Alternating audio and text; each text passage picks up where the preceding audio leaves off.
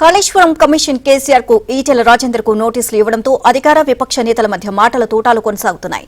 కేసీఆర్ చేసిన తప్పే రేవంత్ రెడ్డి చేస్తున్నారని ఈటెల రాజేందర్ ఆరోపించగా ఇదంతా కాంగ్రెస్ బీజేపీ కలిసి ఆడుతున్న డ్రామా అంటూ కేటీఆర్ మండిపడ్డారు. కమిషన్ విచారణతో ప్రభుత్వానికి సంబంధం లేదని మల్లు రవి అన్నారు.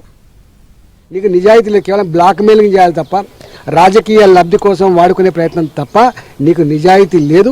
ఇలా నువ్వు అనుకుంటున్నావు వాళ్ళు ఎట్లయితే నువ్వు ఇలా అంటున్నావో రేపు నీ మొత్తం నువ్వు ఏం చేస్తున్నావు ఇవన్నీ రాసి పెడతారు. ఇలా పిల్లి కళ్ళు మూసుకొని పాలు తాగుతుంది అనుకుంటుంది కానీ నడవదు. నువ్వు చేసేటి అన్నీ కూడా నువ్వు ఏం ల్యాండ్ దందాలు చేస్తున్నావు, ఎవరెవరిని ఎట్ట బెదిరిస్తున్నావు, ఎట్ట దబాయిస్తున్నావు, ఎట్ట వసూలు చేస్తున్నావు, ఢిల్లీకి ఎట్ట పైసలు పంపుతున్నావు, ఇవన్నీ మేము కూడా నువ్వు కేంద్రంలో అన్నిటికన్నీ మా దగ్గర కూడా రిపోర్ట్ ఉంటుంది. ఎవడు తప్పించుకోలేడు, ధర్మం నుంచి వెళ్ళి ఎవడు తప్పించుకోలేడు, దాదాగిరి చేసి ఎవడు నెగలలేడు. గుర్తుపెట్టుకోండి.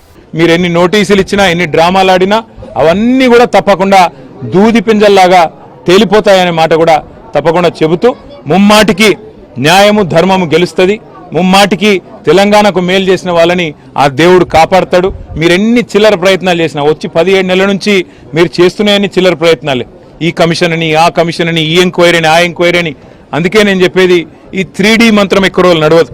ఈ డిసెప్షన్, డిస్ట్రక్షన్, డిస్ట్రాక్షన్ అనే మీ ఆలోచన ఏదైతుందో ఎక్కువ రోజులు నడవదు. తప్పకుండా తెలంగాణ ప్రజలు తిరగబడే రోజు కూడా వస్తుంది. అది కాంగ్రెస్ పార్టీ అపాయింట్ చేసినటువంటి కమిషన్ కాదు.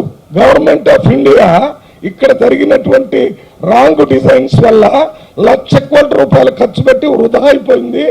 దాని మీద ఏమి జరిగిందో స్పష్టంగా ఎంక్వైరీ చేసి రిపోర్ట్ సబ్మిట్ చేయమని ఆ కమిషన్ వేశారు. రిటైర్డ్ జడ్జి ఆయన వేసింది బీజేపీ మోడీ ప్రభుత్వం, వచ్చింది రిటైర్డ్ జడ్జి. మధ్యలో మా కవిత గారు చెప్తుంది ఇది కాళేశ్వరం కమిషన్ కాదు కాంగ్రెస్ కమిషన్ అని. ప్రజలు అవుతారు. దానికి అర్థం ఉందా? కాంగ్రెస్ పార్టీకి ఏం సంబంధం? కాంగ్రెస్ పార్టీ కమిషన్ ఇది రాజకీయంగా నిలకడలేని కాంగ్రెస్ పార్టీ మీద బురద తల్లాలనే విధంగా